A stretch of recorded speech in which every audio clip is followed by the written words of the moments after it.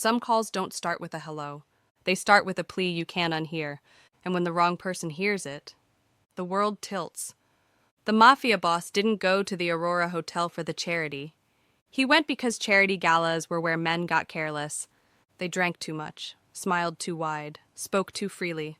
And in his world, one loose sentence could buy a funeral.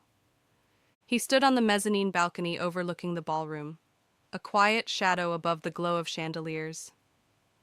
Below, the city's most polished faces moved like a school of expensive fish.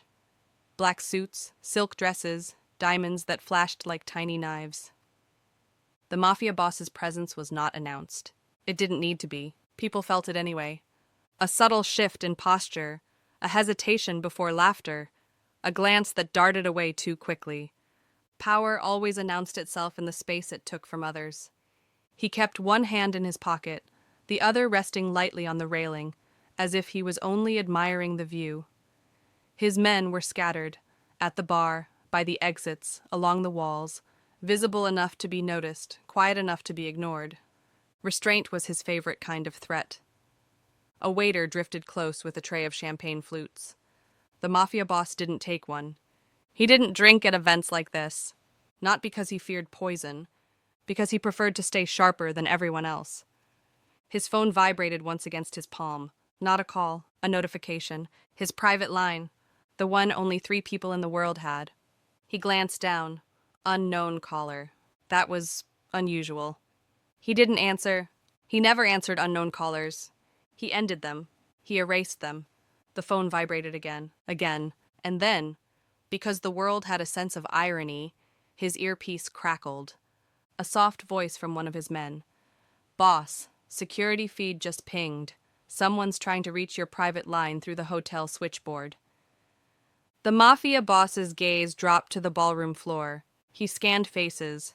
There were always faces. But there was one woman near the far wall, half hidden behind a column, clutching her phone like it was the only thing keeping her upright. She didn't look like she belonged. Not in the way outsiders usually didn't belong. Too loud, too nervous, too curious. She didn't belong like a bruise didn't belong on skin. Like a mistake that had been made and couldn't be undone. Her dress was simple, black, sleeved, modest, not cheap, but not trying to compete. Her hair was damp at the ends, as if she'd come in from the rain and hadn't had time to fix herself. Her eyes kept flicking toward the exits, counting, measuring, surviving. The Mafia boss's phone vibrated again. This time it wasn't a ring. It was a message. A single line, "Please don't hang up." He didn't move, not visibly, but something inside him shifted, the way a lock shifted when a key turned. He watched the woman's hand tremble as she lifted her phone to her ear again, whispering into it like she was trying to keep the words from escaping into the room. He couldn't hear her from here, but he could imagine the shape of her voice. He'd heard that shape before, from people who knew the next few seconds might decide whether they lived. His thumb hovered over the screen. Decline, block, erase. That was the clean way, the smart way. His earpiece crackled again. "She's routing through the hotel operator, boss. Probably doesn't know the line belongs to you. Might be trying to call." The Mafia boss cut him off with one quiet word. "Track." The phone connected. A breath. Then, "Please don't hang up." The voice was thin, controlled, like she'd wrapped it in both hands to stop it from shaking. The Mafia boss didn't speak. Silence was a weapon. It made people fill the space with truth. The woman exhaled, quick and shallow. I'm sorry. I don't know who this is. I was told..." She stopped, as if listening. "I was told this number could help. Please, I need 30 seconds. 30 seconds. That was not a normal request. That was a countdown. The Mafia boss looked down again. The woman by the column had turned her body slightly away from the room, angling her shoulder toward the wall as if shielding herself. Her free hand was pressed to her ribs. Injury or fear. Often the same thing. He finally spoke, low even, calm enough to be mistaken for cold. "You have 10. On the ballroom floor, the woman's face tightened as if she'd heard the tone, not the words. She swallowed. Someone's following me, she whispered. I didn't mean to. I didn't mean to call you. I thought it was another number. Who gave it to you? A pause on the line. Then softer. A man who said if I ever got stuck, I should ask for the switchboard and request this. That meant she wasn't improvising. Someone had planned this moment. The mafia boss's gaze narrowed. Name. I don't know his real name. Try. She breathed in. Her voice dropped, like shame had weight. They called him Bishop. The mafia boss went still. Not in the way people went still when they were scared. In the way storms went still before lightning. Bishop was not a name you said by accident. Bishop was not a man you stumbled into. Bishop was a ghost story in his world. An operator who moved quietly, who didn't threaten with fists but with leverage. Information, photos, timestamps, the kind of cruelty that looked like paperwork. On the line, the woman's breath hitched. Please, I can hear them behind me. Them. Plural. The mafia boss didn't look at the door. He didn't need to. He already knew where danger would enter. The service corridor to the left of the ballroom, the staff stairwell, the elevators. He'd mapped this building before he stepped inside. He mapped every building before he stepped inside. His voice stayed calm. Where are you standing?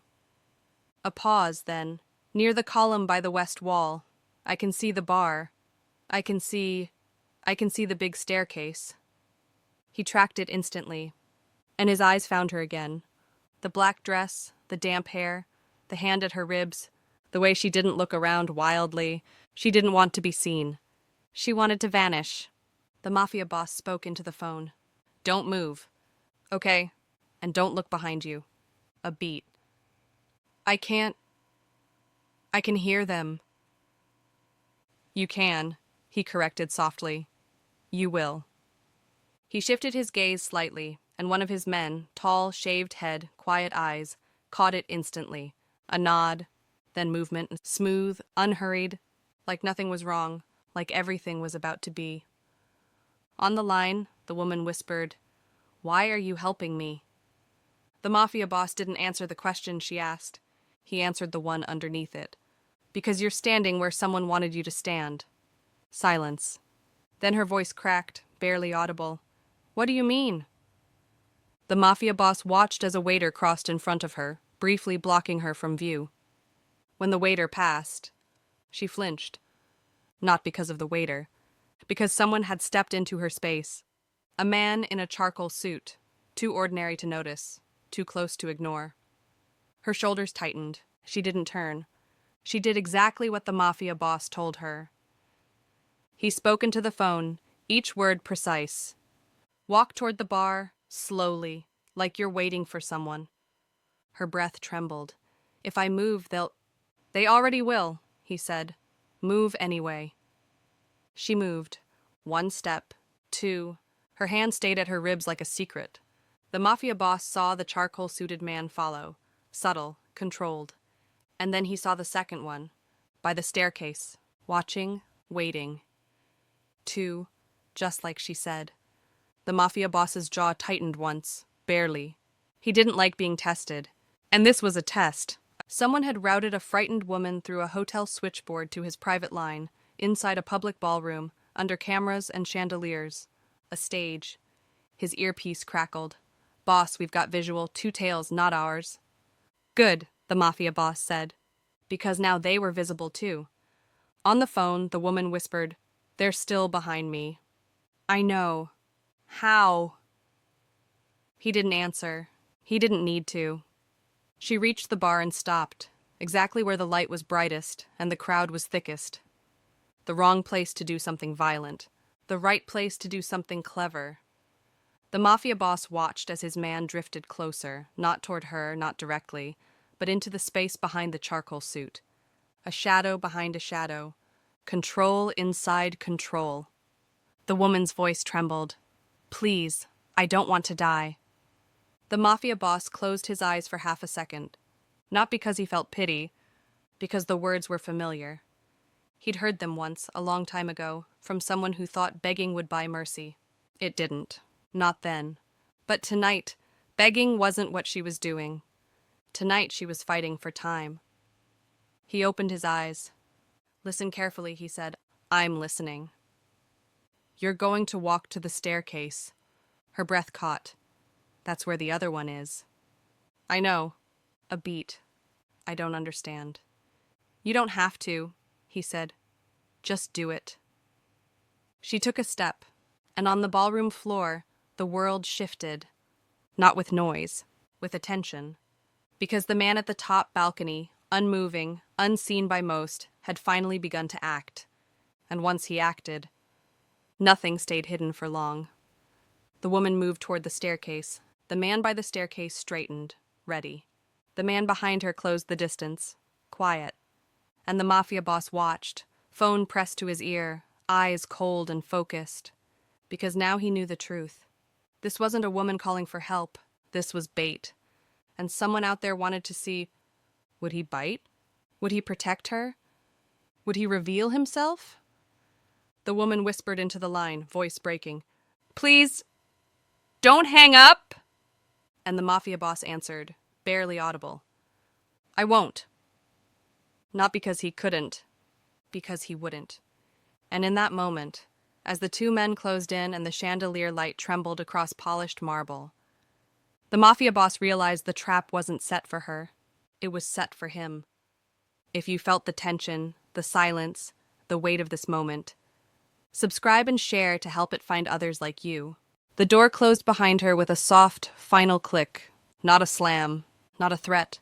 Just the kind of quiet that told you the locks in this building didn't exist to keep people out. They existed to keep the wrong people from leaving alive. The Mafia boss didn't speak right away. He stood a few steps inside the entryway, coat still on, one hand loose at his side, the other holding his phone like it weighed nothing. The call was still connected. A single blue line on the screen, waiting. The woman's breathing was ragged, each inhale catching like it hurt. "Please," she whispered again, smaller now, the panic bleeding into exhaustion. "Don't hang up." He didn't look at her. He listened, not to her, to the voice on the other end of the call. Something about the silence made the air tighten, the kind of silence that didn't ask permission, the kind that made other people fill it with mistakes. A man spoke through the phone, muffled, but clear enough. "Hello? Who is this?" The Mafia boss finally moved. He walked past her without touching her, close enough that she felt the heat of him, but not close enough to feel trapped. He pressed a button on the wall near the entry. A deep, mechanical sound answered. Another lock, then another, layered. Deliberate. The woman flinched as if the sound itself had teeth. The Mafia boss turned his head slightly, eyes sweeping over her the way he'd once swept over rooms full of enemies. Slow, exact, with no wasted motion. Her hair was damp at the ends. Mascara smeared faintly under one eye. Her hands shook so badly she couldn't keep her fingers still. But the worst part wasn't the fear. It was the way she held herself like someone who had already apologized for existing. He hated that, not because it made him soft, because it reminded him of a truth he'd spent years burying. There were things in this world that didn't deserve to be hunted. He lifted the phone closer to his mouth. His voice didn't rise. It didn't need to. "Stay on the line," he said to the caller. Then, to her, quiet, controlled. "Your name?" Her throat worked. She swallowed like it hurt. "You called someone," he said. "You begged them not to hang up." A beat. "That tells me two things." She stared at him. He watched her anyway, unblinking. "You're afraid," he said, "and you're not stupid." Her eyes glistened. "I didn't mean to." "Name," he repeated. She hesitated. Names were leverage. Everyone knew that. Especially people who'd learned survival the hard way. The Mafia boss's gaze didn't soften, but his tone shifted. Subtle, almost unnoticeable. Not kinder, safer. "If you're asking for my protection," he said, "I need to know who I'm protecting." Her lips parted, and for a second it looked like she might tell him. Then the phone crackled. The voice on the line sharpened, suspicious. "Listen," the man said. I don't know what game you're playing, but... The woman's breath hitched. She grabbed the mafia boss's wrist without thinking. Not hard, not demanding, desperate. Please, she whispered. Don't say anything. If he knows... The mafia boss looked down at her hand on his wrist. Then he looked back up, meeting her eyes. She froze, realizing what she'd done. Her fingers slipped away like she'd touched fire. He didn't reprimand her. He didn't even blink. He simply said low, "He already knows enough to hurt you." Her eyes went wide. "You don't understand." "I do," he cut in. Calm, final. "That's why you're standing in my apartment instead of bleeding in a hallway." Her breath trembled. The phone crackled again. "Hello?" the man demanded. "Who is this? Where is she?" The mafia boss leaned back against the counter near the kitchen, as if he had all the time in the world. Then he spoke into the phone. "You keep calling," he said. "You keep threatening." A pause. "I want you to answer a question." The man on the line went quiet, like a dog that had heard the click of a gun. "What question?" he asked cautiously. The mafia boss's eyes didn't leave the woman's face. "What did you promise her?" he said. "To make her call you?" The woman's chest rose and fell too fast. Her mouth opened. No sound came out. On the line, the man laughed softly. Wrong, careless. "I didn't promise her anything," he said. "She's the one who promised me." The woman's knees almost buckled. She caught herself on the back of a chair. The mafia boss felt something cold settle in his ribs. Not surprise. Confirmation. He tilted his head, voice still level. "And what did she promise?" The woman shook her head violently, tears threatening now.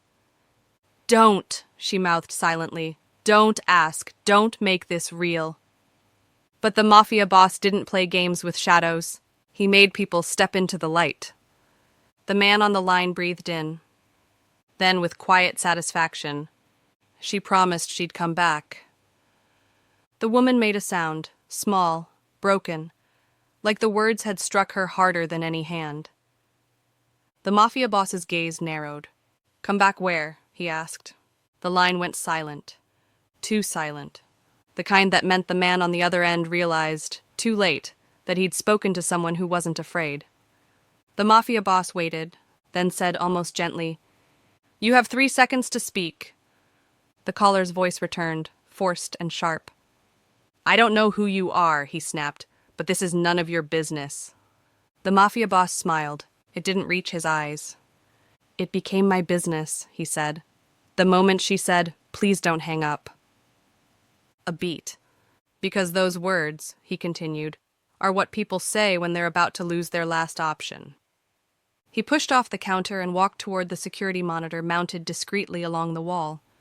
The screens displayed hallways, elevators, exits.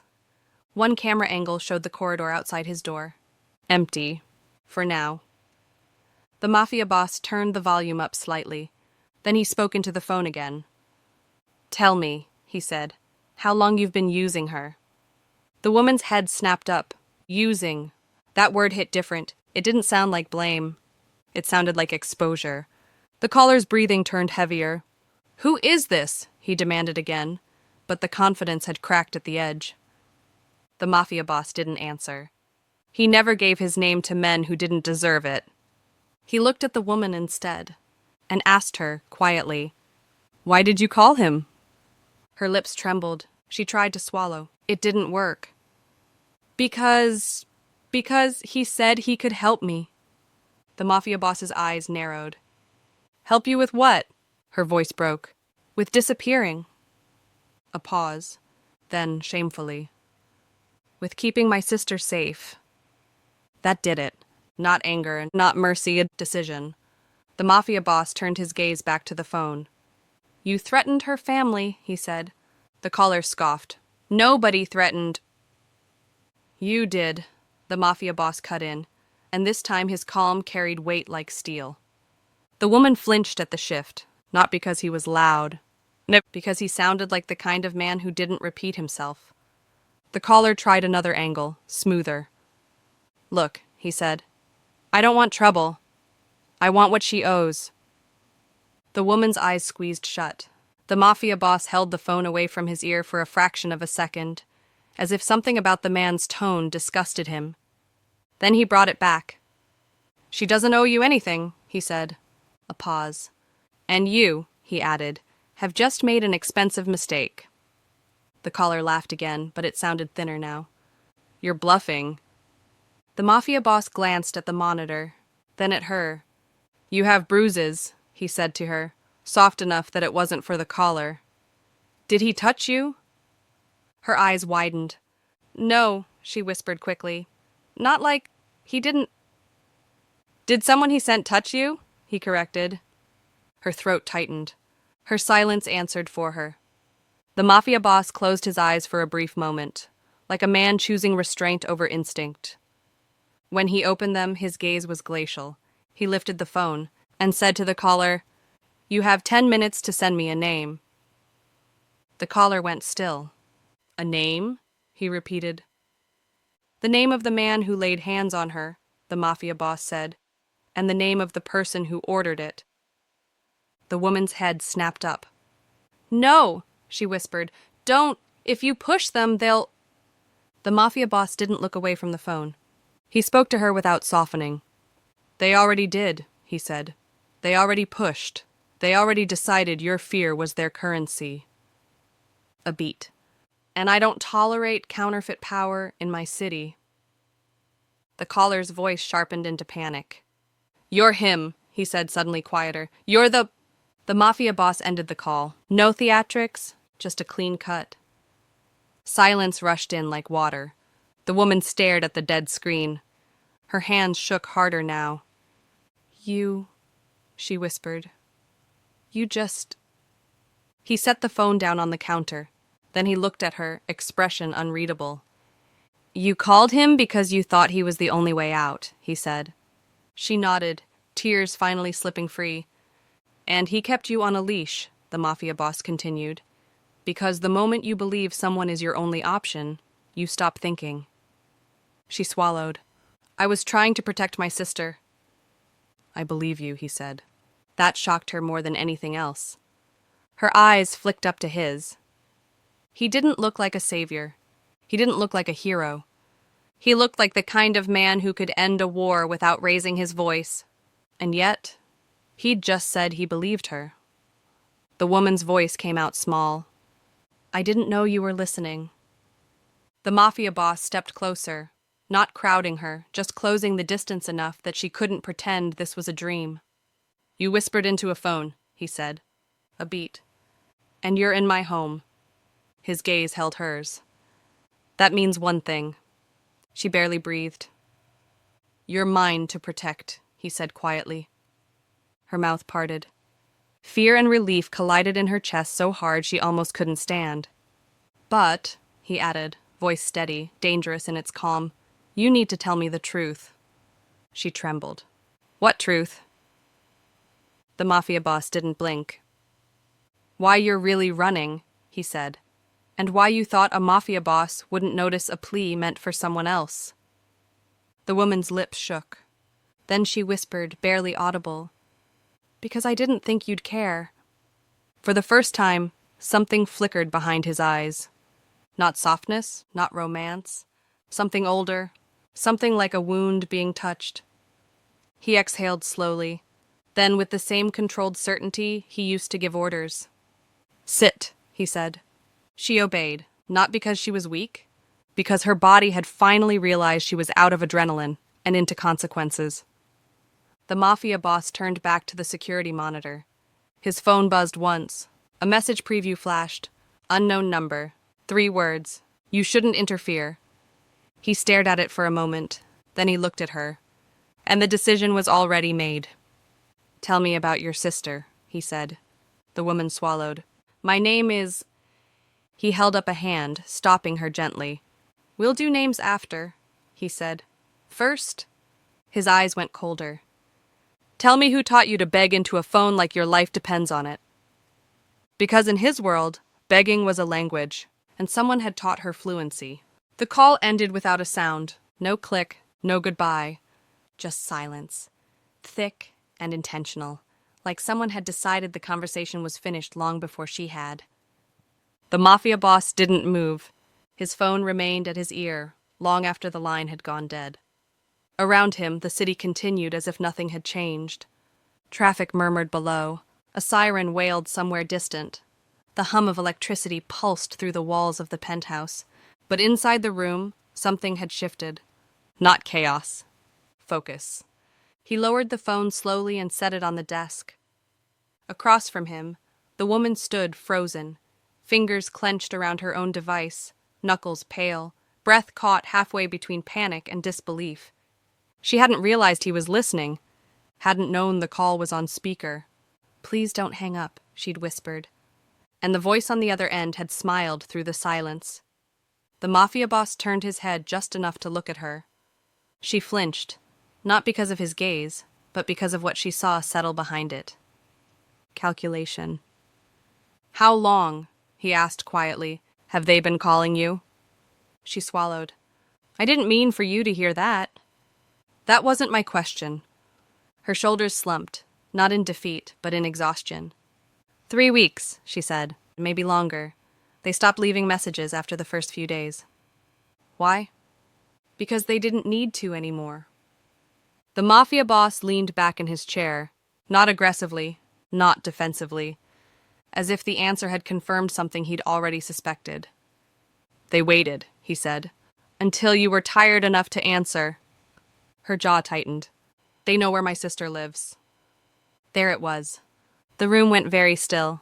The mafia boss didn't react right away. No tightening of fists, no sharp intake of breath, just a slow exhale through his nose, the kind that came before a decision, not anger. "They didn't threaten you," he said. "They threatened someone you love." She nodded once. "They said it would be unfortunate," she whispered, "if anything disrupted their business again." The mafia boss stood, not abruptly, with intention.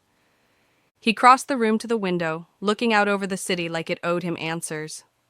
"Who?" he asked. She hesitated. "I don't know his name." "Describe him." She closed her eyes, searching memory. "He doesn't raise his voice, ever. He lets other people do that for him." The mafia boss's mouth curved slightly. "Of course he does." "He asked questions like he already knew the answers," she continued. "About where I worked, who I talked to, what I was afraid of."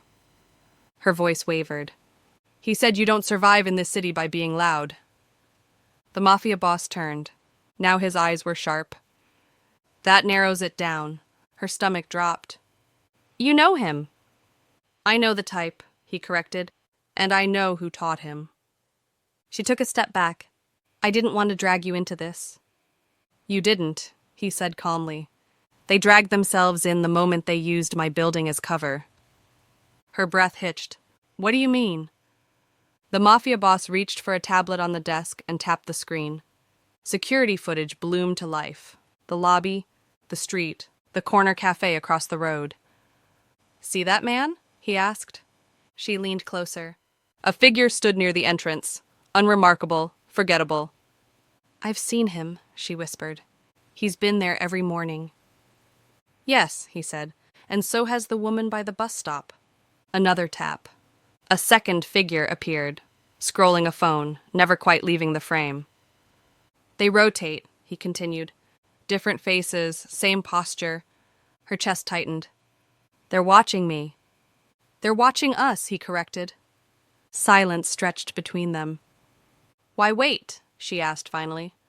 "Why not act?" "Because acting is messy," he replied. "And mess attracts attention." He turned the screen off. "They want leverage, not blood." Her voice dropped. "They want me to cooperate." "Yes."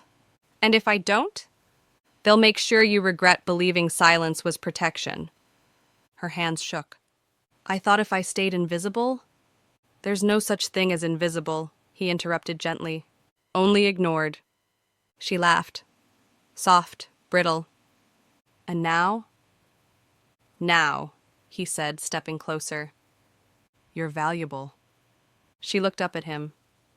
"That doesn't sound comforting." "It isn't," he agreed. But it is honest. He stopped an arm's length away. They're testing me. Her brow furrowed. You? Yes, he said quietly. To see if I still respond when something matters. Something cold settled in her chest. They're using me. They tried, he corrected. They miscalculated. How? The mafia boss's gaze held hers. They assumed I would protect my position. And you won't? He smiled, not kindly. I protect people, he said. Positions can be rebuilt. Her breath caught. What do we do? He didn't answer immediately. Instead, he walked back to the desk and opened a drawer. Inside were files, thin, unassuming. He selected one and placed it between them. We let them think you're scared. Her eyes widened. You want me to lie? I want you to survive. He tapped the file. They believe fear makes people predictable. And does it? Yes, he said. That's why we'll use it. She shook her head. This is too dangerous. So was answering that call. He softened slightly. You won't be alone. Her voice dropped. You don't know what they'll do. I know exactly what they'll do, he said. They'll get closer. And then? And then they'll make a mistake. Her chest tightened. What if I can't do this? The mafia boss looked at her, really looked. You already are. She closed her eyes. Outside, the city lights flickered. Inside, a line had been crossed. Not by force, by choice. Her phone vibrated. Both of them looked down. A message. Unknown number. We know you spoke to him. Her blood went cold. Another message followed. Unknown number. Now decide who you're willing to lose. The mafia boss took the phone from her hand, read it once, then again. His jaw tightened, not in anger, in resolve. They just accelerated the timeline, he said. Her voice trembled. What does that mean? He met her gaze. It means they're afraid. She shook her head. No, it means I am. He handed the phone back. Good, he said quietly. Fear sharpens attention. And this, he continued, is where we stop reacting. And start deciding. She swallowed hard. What if the cost is too high? The mafia boss's voice dropped. Every form of protection has a price. And freedom, he added, always costs more. She stared at the message again, then looked up. Tell me what to do. He didn't answer right away. Instead, he reached for his phone and made a call. Lock down secondary access, he said calmly, and cancel tomorrow's meeting. A pause. Yes, he continued. Personal. He ended the call and looked at her. We're going to meet them. Her heart slammed. Meet them? On my terms, he said. She felt the ground tilt beneath her feet. Tonight? No, he replied. When they least expect compliance. And if they don't show? He smiled, slow and certain. They will. Because silence, he said, is only powerful until someone decides to answer it. She thought the danger was closing in, until she realized it had already been invited inside. The city didn't know it yet, but something had shifted. From the windows of the penthouse, the mafia boss watched the streets below wake into their routines. Coffee carts rolling into place, headlights dissolving into morning traffic, people moving as if the world were stable. As if it wasn't balanced on choices made in quiet rooms. Behind him, the phone rested on the table. Silent. Too silent. He trusted silence more than noise. Silence meant people were thinking. And the ones who thought too long were usually planning something desperate. He turned away from the window. The woman sat on the edge of the couch, hands folded tightly in her lap, staring at nothing. She hadn't slept. He could tell by the way her shoulders stayed tense, even while sitting still. She'd been like that since the call, since she'd whispered into the phone, "Please don't hang up," and hadn't known he was listening. He hadn't told her yet, not everything. Timing mattered. "You're thinking about running," he said calmly. Her head lifted, eyes sharp. "I didn't say that." You didn't need to, he replied. Silence stretched between them, not uncomfortable, measured. Running won't work, he continued. Not anymore. Her jaw tightened. I don't want your protection. Good, he said. That surprised her. She blinked. What? I don't want you dependent on it either, he said. That's not protection. That's a leash. Her breath hitched. He stepped closer, but not too close, always leaving space. What I'm offering is strategy, he said. You keep your agency. I remove the threat. And if I say no? Then I adjust the plan, he replied evenly. She searched his face for arrogance. Found none, only certainty. You're already part of this, he added quietly, whether you like it or not. She exhaled, slow and controlled. Then tell me the truth. He nodded once. The call you made last night, he said. The one you thought went nowhere. Her eyes widened. You heard that? Yes. When you said, please don't hang up, he continued. The line was already compromised. Her color drained. By who? By someone who wanted to know who you were afraid of, he said. And who you'd call when you thought you were alone. She swallowed. They wanted you to lead them to me. They already knew your voice, he corrected. They needed confirmation. Her hands trembled. So I was bait. No, he said immediately. You were a test. Her gaze snapped to his. To see if I'd move, he continued, and I did. That was the mistake. Whose? She whispered. He didn't answer right away. Instead, he picked up a folder from the table and slid it toward her. Inside were photos, names, connections, not weapons, paper, the most dangerous thing in his world. These are the people watching you, he said, not street men, not messengers. Her breath caught as she scanned the pages. They look respectable. They are, he replied. That's why they're effective. She looked up. They're not coming for me directly. No, he agreed. They're coming for what you represent. Which is? Leverage, he said. A vulnerability I don't usually allow. Her voice was barely audible. So what's the plan? He leaned back, crossing his arms, not defensive, contained. The plan is to make you untouchable, he said, without hiding you. She frowned. That doesn't make sense. It will, he said, when they realize you're not a weakness, but a mirror. She stiffened. A mirror of what? Their impatience, he replied. Their greed, their inability to wait. She shook her head. You're talking in circles. He smiled faintly. I always do at this stage. He moved to the wall screen and activated it. Maps appeared, timelines, movements. They think you're alone, he said. They think you're frightened, and they think you'll make another call. She looked away. I won't. They don't know that, he said, and that's the point. She stared at the screen. You want me to pretend? No, he said. I want you to live normally. Her laugh was sharp. Normal doesn't exist for me.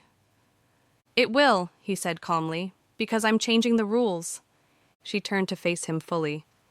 And what does that cost you? Something shifted in his expression.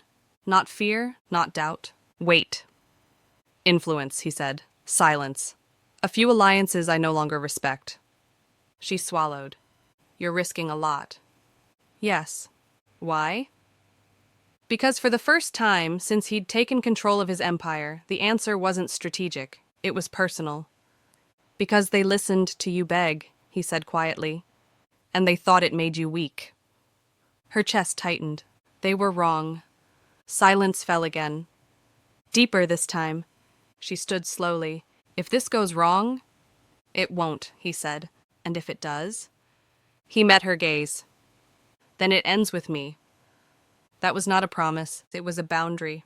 She nodded once. Tell me what to do. He didn't smile, but something eased in his shoulders. Nothing, he said. That's the hardest part. Live. Answer no unknown calls. Don't disappear. And when they move? They already have, he said. Right on cue, his phone vibrated. Once. He checked the screen, then looked up at her. They've requested a meeting. Her breath caught. With who? With me, he said. And they asked for you to be mentioned. Fear flickered across her face. He noticed. They won't see you, he added. Not yet. When? When they're desperate, he replied. And they will be. She took a step back. This is bigger than me. Yes, he agreed. But it started with you. She wrapped her arms around herself. I never meant to pull you into this. He stepped closer, still careful. You didn't pull me, he said. You reminded me. Of what? That control isn't power, he replied. Restraint is. Another vibration, another message. He didn't open it. They think I'm hesitating, he said. That's good. She nodded slowly. And what happens when they realize you're not? He turned back toward the window. The city's still moving, unaware.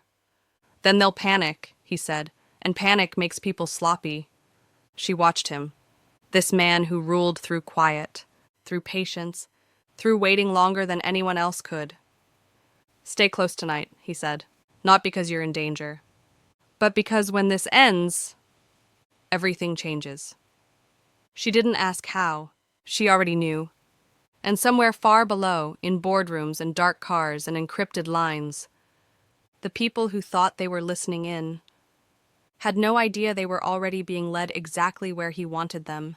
The city didn't feel different after midnight. It still glittered, still lied with its lights, still pretended that power was clean because it wore expensive suits. But the mafia boss knew better. He stood alone in his private office above the club, no music leaking through the walls, no voices, no laughter. Just the steady hum of security monitors and the quiet weight of what he was about to do. On the desk in front of him sat three things: a burner phone, a folder thick with names, and a single folded note written in a hand that still shook sometimes. He didn't unfold it. He already knew what it said. Please don't hang up. He hadn't. Not that night. Not since. Behind him, soft footsteps crossed the hallway. She didn't announce herself anymore. She didn't have to. She'd learned the rhythm of his silence. She stopped in the doorway. You're still awake, she said. The mafia boss didn't turn. I'm always awake when things are about to change, he replied. He heard her swallow. Is it tonight? She asked. He finally looked at her. Her hair was pulled back. No makeup, no performance. Just a woman who had been hunted long enough to recognize the sound of a trap being set. Yes, he said. She stepped closer, eyes flicking to the folder. That's everything? Enough, the mafia boss answered. Enough to end him? The mafia boss didn't correct the question. He only said, enough to make him visible. She let out a breath that trembled at the edges. I keep thinking, she whispered, that if I hadn't said it, none of this would be happening. The mafia boss's voice stayed even. If you hadn't said it, you would be gone, and he would still be smiling. Silence moved between them, slow, careful. Then she nodded once. Tell me what to do. The mafia boss reached for the burner phone. I'm not telling you what to do, he said. He held the phone out to her. I'm asking what you choose. Her fingers hovered, not because she didn't want it, because she understood what it meant. And your hands were clean. She took the phone. The mafia boss slid the folder toward her. Read the first page, he said. She opened it, and her face changed. Not shock, recognition. That's the charity, she whispered. Yes, he said. She turned the page, then another. The names were familiar. The numbers were worse. Children's shelters, she breathed. Hospital foundations.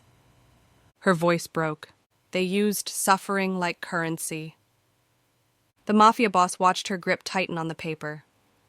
People like him don't fear bullets, he said. They fear daylight. Her eyes lifted. And what about you? The mafia boss didn't answer right away. He walked to the window and looked down at the city. Daylight doesn't ask permission, he said. It reveals everyone. Behind them, a soft knock touched the office door. 2 taps, careful and coded. The Mafia boss didn't flinch. "Come in," he said. One of his men entered, silent, professional. He held out a tablet. "Everything is set," the man said. "The meeting, the recording, the drop." The Mafia boss nodded once. "Anyone notice?" "Not yet." "Good," the Mafia boss said. Because not yet meant they still had control. The man left without another word. She stared at the Mafia boss as if she was seeing the edges of him for the first time. "You planned this," she said quietly. "I prepared," he corrected. "For you?" The Mafia boss's gaze didn't soften. "For consequences," he said. Her throat tightened. "And after?" The Mafia boss's jaw shifted once, small, restrained. "After, I stop being useful to the men who want silence. And I start being useful to the life you asked for when you said those words." She looked down at the phone. "If I do this," she whispered, "he'll come for me." The Mafia boss stepped closer, not crowding, not forcing. "He'll try," he said, "and he'll fail." Her eyes shone, but she didn't cry. Not tonight. Tonight she was steel wrapped in skin. "Okay," she said, "I choose daylight." The meeting happened in a place that pretended it wasn't afraid of blood. His calm had always been louder than gunfire. She arrived behind him, her posture straight, her hands steady around the purse that held nothing dangerous. Not because she trusted the room, because she refused to shrink in it. When the enemy walked in, he smiled like a man stepping into a win he'd already rehearsed. He greeted the Mafia boss like they were peers. He greeted her like she was property that had wandered off. And that was his mistake. He sat, he spoke, he offered solutions. He tried to make fear sound like generosity. "Just tell me where the documents are," he said to her, voice almost bored. "And I'll let you disappear again." The Mafia boss didn't interrupt. He let the man talk. Because the best way to expose a predator was to let him forget the room had windows. When the man finally paused, the Mafia boss leaned forward slightly. "Say it again," he said. The man blinked. "What?" The Mafia boss's voice stayed calm. "Tell her she's allowed to live," he said. "Say it clearly." The man's smile tightened. "Don't play games, Moretti." The Mafia boss didn't react to the name. He only glanced toward the corner of the room, empty to the eye, but not empty to the recording device hidden in the vents. The man followed the glance too late, and in that single second he understood. The Mafia boss stood. "Thank you," he said politely, "for admitting it." The man surged up from his chair. "You think a recording will stop me?" he snapped. The Mafia boss's eyes were flat. "No," he said. "I think it will end you." She didn't move. She didn't flinch, because she finally understood the difference between fear and power. Fear begged, power documented. The man took one step forward, too fast, too angry. The Mafia boss didn't raise a hand. He didn't have to. 2 men in suits appeared at the doorway, federal, quiet, already waiting, already listening. The enemy's face drained of color, not because he was innocent, because he knew exactly how guilty he was. He looked at her then, really looked at her, like she had betrayed him. But she didn't belong to him. She never had. The agents moved in, hands out, voices low, no spectacle, and as they led him away, he leaned toward her and hissed, "You'll regret this." She met his eyes. "No," she said. "You will." After it was done, the room felt too bright, like the air had been scrubbed clean and left raw. She stood still, trembling now that the danger had a name and a handcuff. The Mafia boss walked her out without touching her, not because he didn't want to, because he refused to turn her into an object even in safety. In the car, she finally spoke. "Is it over?" The Mafia boss looked out at the passing lights. "It started," he said. "Over comes later." Days became a blur of hearings and sealed meetings and whispered names moving through the system like poison being drained. The enemy's empire didn't collapse with an explosion. It collapsed with paperwork, with audits, with subpoenas, with witnesses suddenly brave enough to speak because someone had gone first, because she had. And every time the pressure tightened, the mafia boss stayed near, never hovering, never demanding, just present. One morning, she found him on the balcony, suit jacket folded over a chair, tie loosened. He looked like a man who hadn't slept in days. "Are you okay?" she asked. The mafia boss didn't lie. "No," he said, "but I'm honest." She stepped beside him. "What happens to you when this finishes?" she asked. The mafia boss exhaled, slow and controlled, like he was releasing something that had lived in his lungs too long. "I leave," he said. Her eyes widened. "Leave what?" "The parts of my life that required silence," he answered. "The parts that made men like him think they could bargain with fear." She searched his face. "You're really going to step away?" The mafia boss nodded once. "For the first time, I want something that isn't control," he said. "I want peace." She swallowed. "And me?" The mafia boss turned to her. His voice didn't soften much, but his honesty did. "You don't owe me," he said. "Not loyalty, not permanence." He held her gaze. "Just truth." Her throat tightened. "The truth is, I don't want to be invisible again," she whispered. The mafia boss nodded, like he'd been waiting for that sentence. "Good," he said.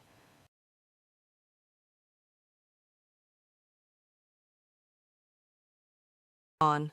The control was gone. And for the first time, he looked like what he was. When the judge spoke the numbers, the room didn't celebrate.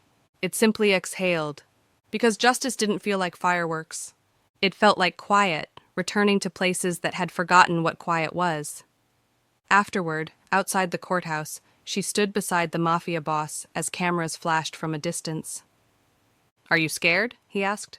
She thought about it. "Yes," she admitted, "but not enough to run." The mafia boss's gaze lingered on her for a long moment. Then he nodded once. Then it worked. That night, they didn't go back to the penthouse. They went to a small apartment on the edge of the city. Quiet, ordinary, forgettable in the best way. No guards at the door. No marble floors. No cameras watching every angle of the hallway. Just a place to breathe. She set her bag down and turned to him. "You're really here," she said. The mafia boss glanced around as if testing the shape of a life with fewer shadows. "Yes," he replied, "and I'm still listening." She blinked. "What?" He reached into his pocket and pulled out the folded note. He handed it to her. She unfolded it slowly. "Please don't hang up." Her eyes stung. "I didn't know you kept this," she whispered. The mafia boss's voice was quiet. "It reminded me," he said, "that sometimes the bravest thing a person can do is ask to be heard." She stepped closer. "And you?" she asked. "What was the bravest thing you did?" The mafia boss looked at her for a long moment. Then he answered plainly. "I didn't hang up." Silence settled around them, not heavy, not threatening, just space. She exhaled shakily and laughed once, small and disbelieving. "I can't believe this is real," she whispered. The mafia boss stepped closer, not a claim, not a trap, an offer. "Tell me to leave," he said, "and I will." She stared at him, then shook her head. "No," she said, "stay." The mafia boss didn't smile like a man who'd won. He smiled like a man who'd finally stopped needing to. She rested her forehead against his chest, steady, warm, human. And for the first time since that night on the phone, she understood. Some loves aren't built on safety. They're built on the moment someone chooses to listen, and keeps listening, even when hanging up would have been easier.